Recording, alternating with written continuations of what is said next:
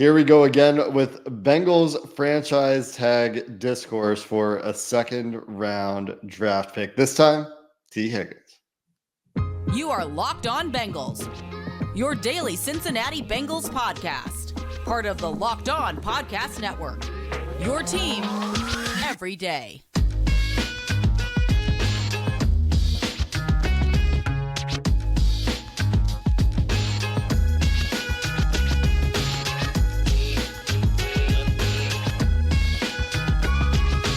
What up, Bengals fans, and welcome to another episode of the Locked On Bengals podcast. I'm your host, Jake Lisco. He's your host, James Rapine. We're the Locked On Bengals podcast, coming to you every day on YouTube, anywhere you get your podcasts. And over the weekend, we got some franchise tag news about Tee Higgins that we're going to be diving into today, at least a leak about the Bengals' plans with the franchise tag for Tee Higgins much earlier in the process than we expected, James. If you're new to the show, make sure you subscribe, hit the thumbs up on YouTube if you're watching on YouTube, and you can become an everyday or make us your first listen. We appreciate everyone who makes Locked On Bengals a healthy habit on your way to work, perhaps, staying in the loop on all things Bengals. But earlier than expected, James, in our most recent show, when we were answering a ton of questions about Tee Higgins, we talked about what the likely impasse was for the Bengals getting a long-term deal done. That's guaranteed money, still is.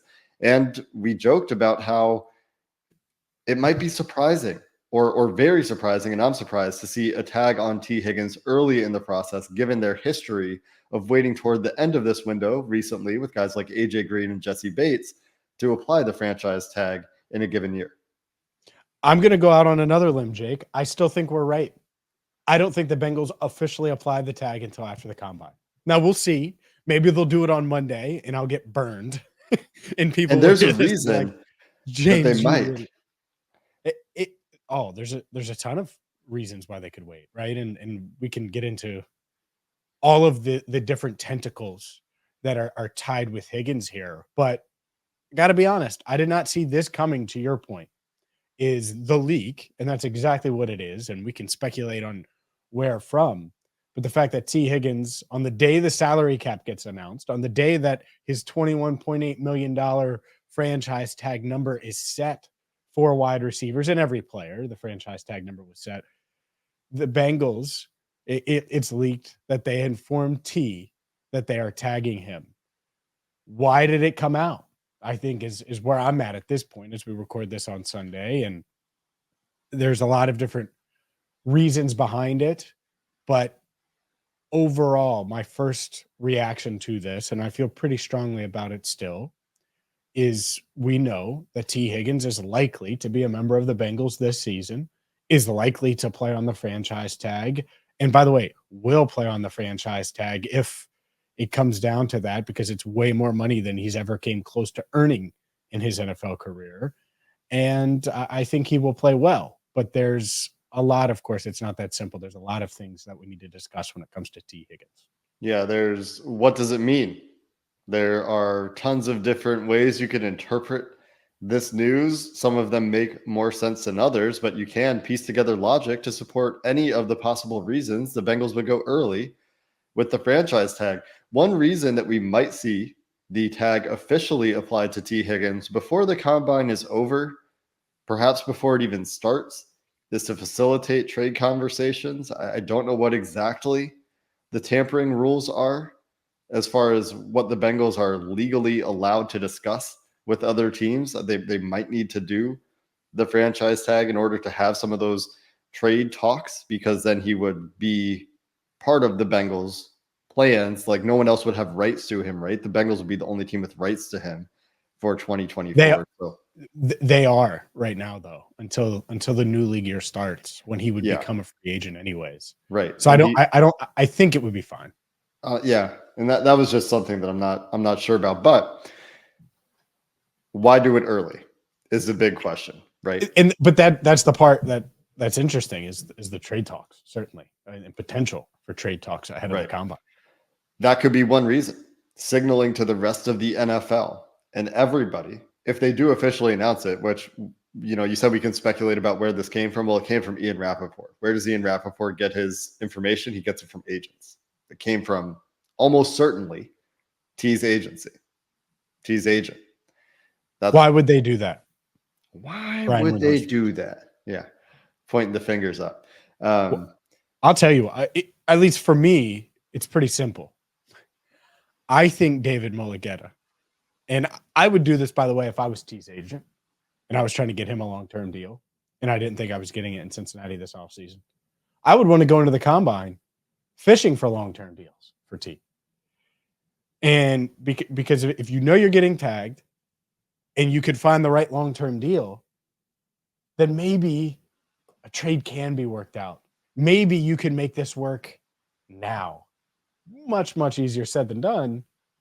But that's why I think you leak that, is you make it very clear to the rest of the league that you're far apart on an extension and that the franchise tag means, hey, come get my guy if you want him long term. And it comes on the heels of a report from Tony Pauline that the Bengals were working on a long-term extension with Tee. And I think that this has been, we since last offseason when they didn't get the deal done, felt like Jesse Bates again, right? Like this is destined for the franchise tag. The Bengals aren't going to put additional guarantees into that contract that David Mulugheta wants for his clients. And that's the way it's going to go again. And I think that that's likely the hang up, right? We talked about that on Friday. It's almost certainly guaranteeing the second year of the contract. But what has changed since then is that the salary cap came in higher, $13 million higher. Is that right?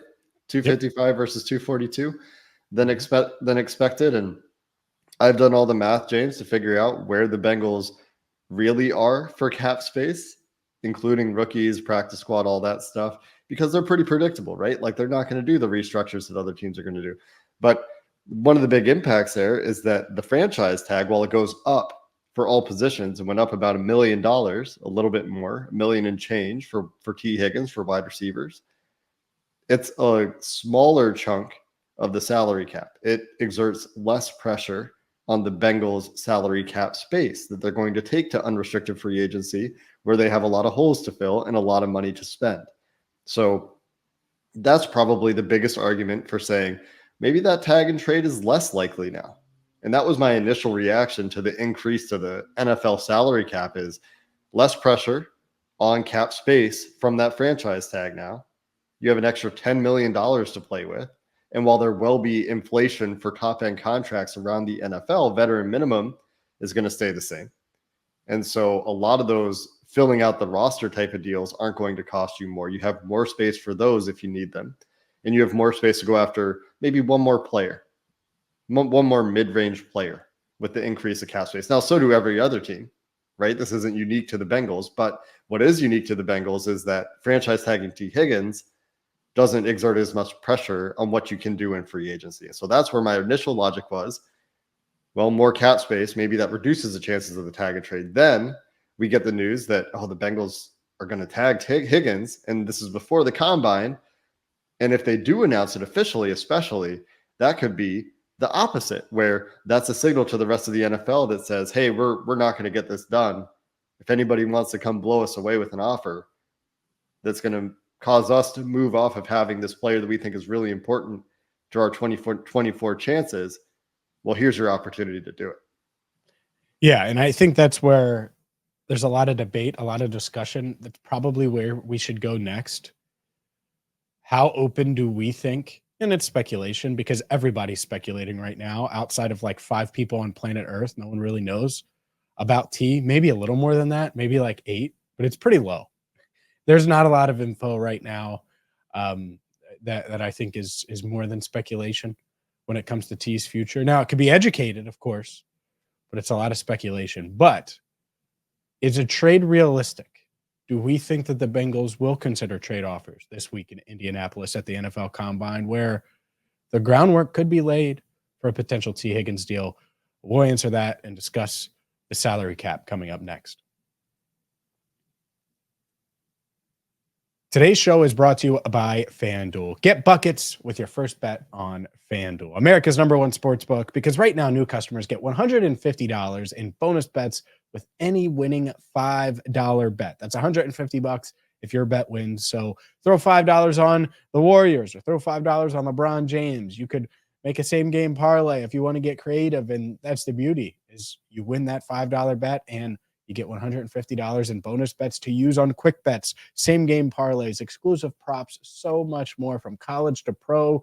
Baseball's right around the corner. Maybe you're looking at NFL free agency, those Bengals Super Bowl odds for next year, or maybe the NFL draft futures. Well, go to FanDuel now. They're America's #1 sports book for a reason, and you're going to get $150 in bonus bets with any winning $5 bet by visiting FanDuel.com/lockedon. That's FanDuel.com/lockedon. FanDuel, official sports book of the NBA.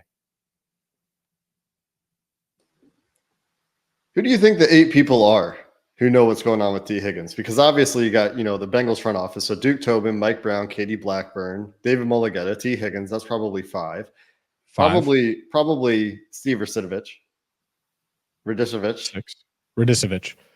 I always mix that up. 6. Joe Burrow? You think Joe knows? You think they told Joe? Not fully. No. But if T knows, Joe would know. Not fully, though. No, because even T knows like most of it. Mm-hmm. But agents are agents.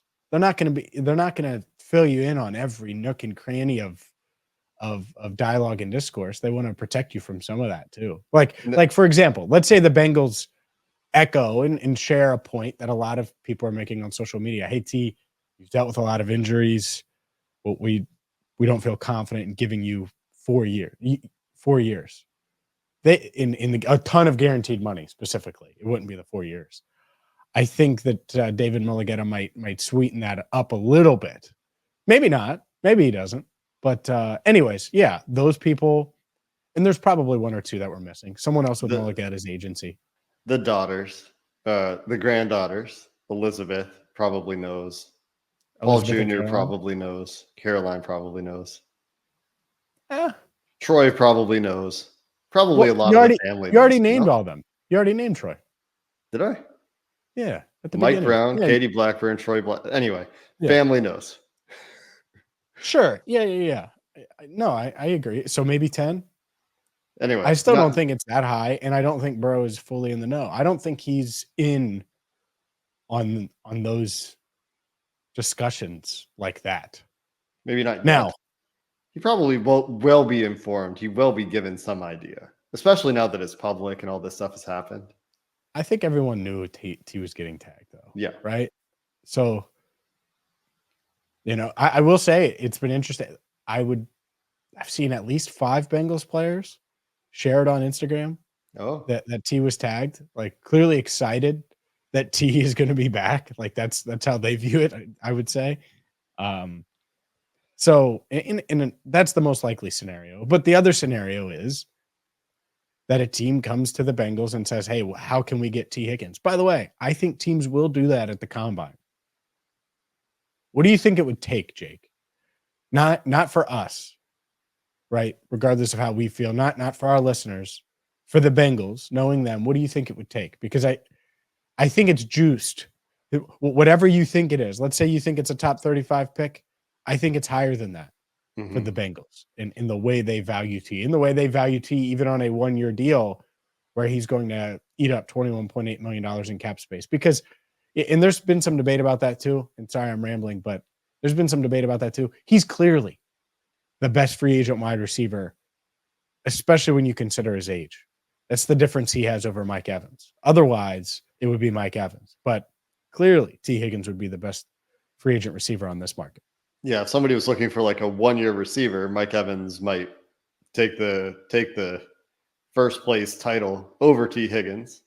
Yep. And once you get to 2 years, T's going to push that envelope a little bit for Evans, just because you don't know when players get to that age in the NFL. What would it take was the question for the Bengals. What do we think the Bengals would be looking for? I was looking at wide receiver trades yesterday, James, and Tee Higgins is not a perfect fit for any recent wide receiver trades. The ones that looked the closest to me were guys like Stephon Diggs when he was traded from Minnesota to Buffalo and then got an extension. Amari Cooper when he was traded from Dallas to Cleveland for nothing because he had a lot of money on that deal. And dumb trade. One of the worst trades in Cowboys history. Stupid. Go ahead. yeah, I mean, they just took a pittance to offload money because they were wrong about Amari Cooper. Oh, there was one other one, and now I'm not remembering who it was. But DJ Moore was the other one. From a productivity perspective, DJ Moore's production before he was traded to the Bears is a really good analog approximation of what T's production would be if he were healthy. So you'd have to discount it a little bit because T's missed more time than DJ Moore. And also that was really complicated because it was involved with the first overall pick trade, and there were a whole bunch of other draft picks involved. And DJ Moore was a player compensation thrown in. So none of those really give you a great idea because there's differences. There's small differences with all of them. Stephon Diggs might be the closest, but he was even more productive in the last year before he was traded to Buffalo. But the first few years of his contract, the first few years in the NFL for Diggs, are pretty good comparison to Tee Higgins. You think about the compensation in each of those trades. You think about, the Chase Claypool trade. Talk about terrible trades. Wide receivers tend to return more than you would expect, Amari Cooper aside. And player trades are just very inconsistent. Amari Cooper, case in point, in the NFL. And so what would the Bengals be asking for? I would think that it would be late first, early second, plus a third, something like that, or an earlier first. And I think that to the Bengals, Tee Higgins is going to be more valuable than the trade offers they get, period. Probably. I wonder what the offers are. That part's interesting because there are a lot of teams. Look, I'll just throw out scenarios. Tee Higgins would be the Jacksonville Jaguars' #1 wide receiver all day long and twice. And on Sundays when they need him to be, by the way. And he's going to be better than any receiver available at 17. I'll say it again. Be very, very clear. So there you go. This idea that, all right, you're going to draft Tee Higgins at 18. By the way, Bengals fans, Brian Thomas is not the next Tee Higgins. Maybe he'll develop into it, but he's not right now. And if you're in win now mode, which the Jaguars certainly are, I think their coach is on the hot seat. I think Press Taylor's on the hot seat. Trevor Lawrence certainly needs to step up and rally after the Bengals set them into a tailspin last year. They could use Tee Higgins. So that's probably where I would start as the 17th pick. And I do think that's unrealistic, but I'm just giving you an idea. I would try to move up with T. I think that's probably unrealistic as well. We can spend more time on that later. Not enough time today. I would use the Cardinals and not only look to move up with them, but I would look at that 27th overall pick, the 35th overall pick, and try to get one of those. I would call Brian Callahan and say, all right, DeAndre Hopkins and 38 for T. So you're going to say no? Okay. Then he says no. But maybe it happens. And, with the Bengals, why would the Bengals want DeAndre Hopkins? Last year of his deal, cheap deal. Why not?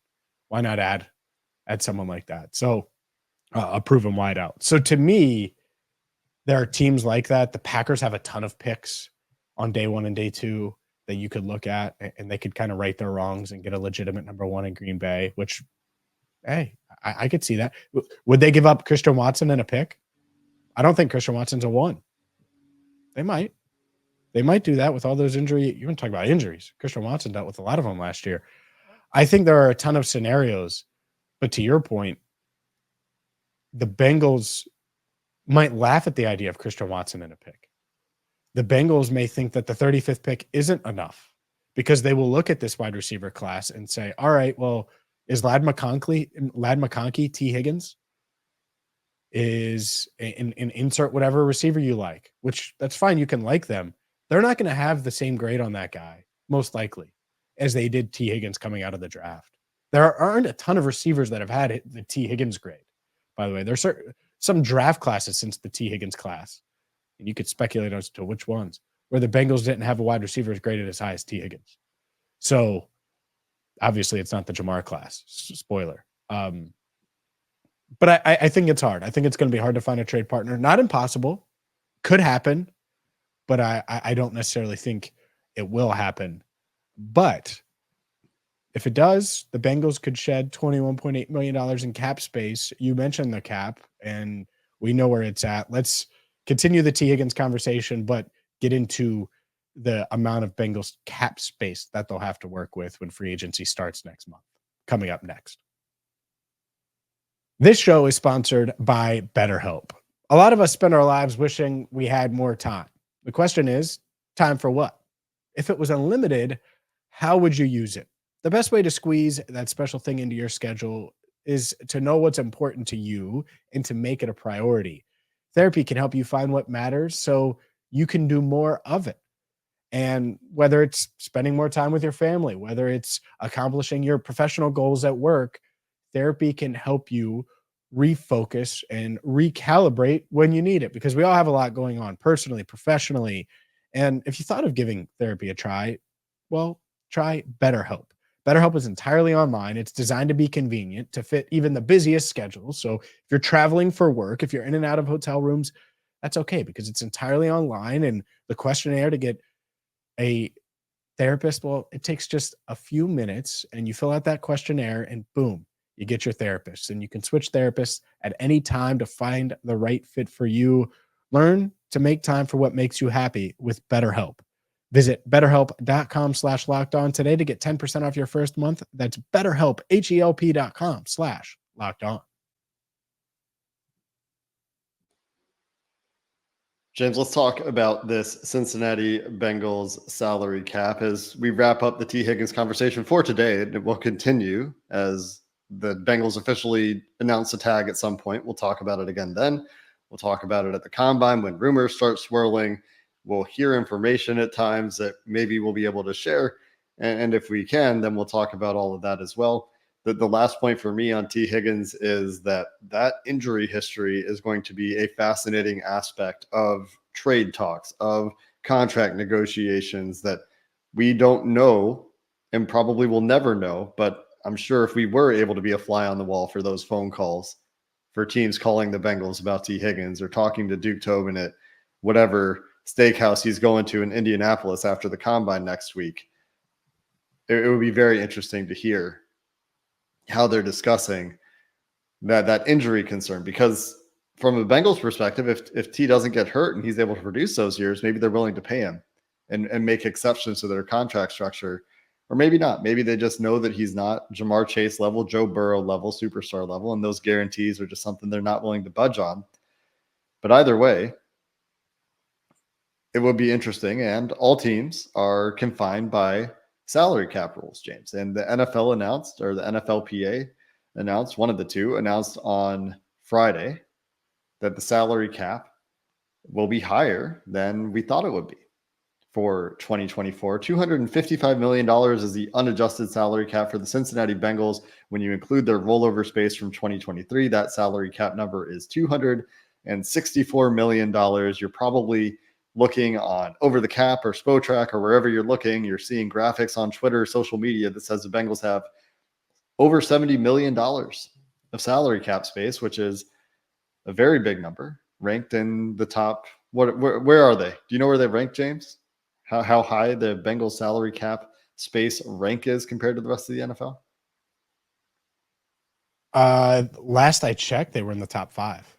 They were like 4th or 5th in cap space. There you go. Now, could that change? Yeah, maybe. But that's dependent on a lot of teams doing a lot of things behind them. The Saints have already started, by the way, their purge.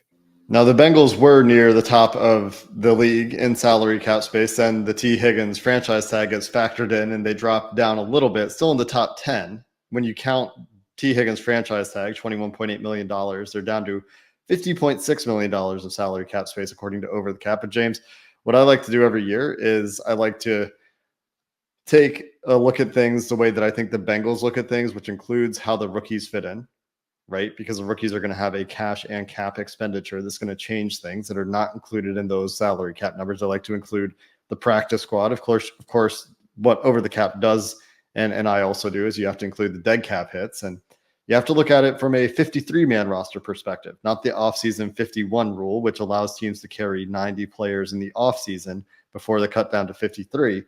And when you factor all of that in, and you make sure you fill out the roster for 53 players, I have the Bengals at $39.5 million in salary cap space, which Doesn't sound like a lot necessarily to people that are looking at that big $50 million number. But even with the number being like that, I went and looked at the year one cap hits for DJ Reader, Trey Hendrickson, and Orlando Brown Jr., the three biggest free agents the Bengals have signed in recent history. The Bengals could do all of those deals and have salary cap space left this year. That 39.5 also doesn't count rollover money that the Bengals might keep back for next year. It doesn't count a Jamar extension projection, things like that. And the reason that you can come to that number for the Bengals, which could change, of course, if the Bengals make any cuts, is that they're more predictable than a lot of other NFL teams. You look at the Saints doing all their restructures right now. The Eagles are going to do restructures. The Chiefs are probably going to do restructures. The Bengals generally don't. And so we can feel pretty solid that that will be the number. And that's what we can project free agent contracts into based on what they've done in recent history with year one cap hit management for guys like Brown, Hendrickson, all the free agents the Bengals will sign. We can look at that history to figure out how much money they'll be able to fit in this year. Yeah, no doubt. And that's good work by you. And it's proof that they do have enough room to make the necessary moves, even with this. And I think that's been the debate is, tag T, can they still do what a lot of people hope they do? And I don't think they're in the running for Chris Jones, regardless of T, just to put it out there. I don't think they will view him as the target. I think they're going to try to get multiple mid-tier guys, and they can certainly do that. And it'll be interesting to see who they target, how they target, if they move on from a few other veterans to clear up even more cap space, open up more cap space to be even more aggressive with it. But I do think that with this cap raise, to everyone's point, and I think that's what a lot of people looked at on Friday, especially when the T tag news came down, having the $21.8 million direct cap hit stinks. Having the extra room to work with makes it a bit easier to stomach, and certainly for a player of Tee Higgins' caliber. It does make the tag for T this year more palatable. It makes the threat a point that some have made. I think Andre Parada, the first person to make it, John Sheeran wrote about it on A to Z Sports. It makes the threat of the 2-year franchise tag a negotiating tactic that the Bengals can feel more comfortable with, because at 120% of $21.8 million, we know what the cap hit for Tee Higgins would be if they went for a second franchise tag. It would be in the $26 million range. You're looking at 2 years, around $48 million for T, where the Bengals could say, hey, look, David Mulligetta, we can do this. Let's use that as the baseline for our negotiations for a 3 or 4 year deal. And we can match cash flow or whatever it is that they need to do. It can give them, one, a negotiating tactic that says, hey, we have control for 2 years. And two, it gives them a basis for negotiations for a contract if they were to threaten or suggest like, hey, look, we can do this for 2 years. Let's use that as a basis to negotiate from for a long-term deal, which, we think they're probably still working on, right? Like, this isn't to say that a long-term deal is totally ruled out at this point. I do think it's unlikely. I think that the franchise tag leak this early in the process is that indicator that says, hey, we're pretty far apart. We don't think this is going to get done, at least from the Mulligetta side of things, right? If that's where it came from, and that's where we think it came from. But that doesn't mean that it's totally over, right? Like, they have plenty of time to think about how this is going to work and try to work through negotiations from here to the start of the season, when they would probably shut that down. Yeah, they'll have until roughly July 15th-ish for that extension on the franchise tag. And then T can hold out of camp a little bit like Jesse did, but ultimately he'll show up and he'll have to play on the tag. And I think he will, for those speculating about that. But who knows? Maybe they get an extension done. Maybe he gets traded. I think all possibilities are there, even though I think the most likely scenario right now is franchise tag for Tee Higgins, obviously, and him playing for the Bengals this season. So we will talk more about the Bengals salary cap situation. We'll spend more time on it, trying to explain what's going on there. We'll, of course, keep tabs on what's going on with T. Coming up tomorrow, we're going to take a look at some of the defensive tackles in the draft just ahead of the NFL Combine. And then we'll have NFL Combine talk to react to. Duke Tobin and Zach Taylor addressing the media on Tuesday. Until then, thanks for listening to this episode of the Locked On Bengals podcast. Hoo day, and have a good one.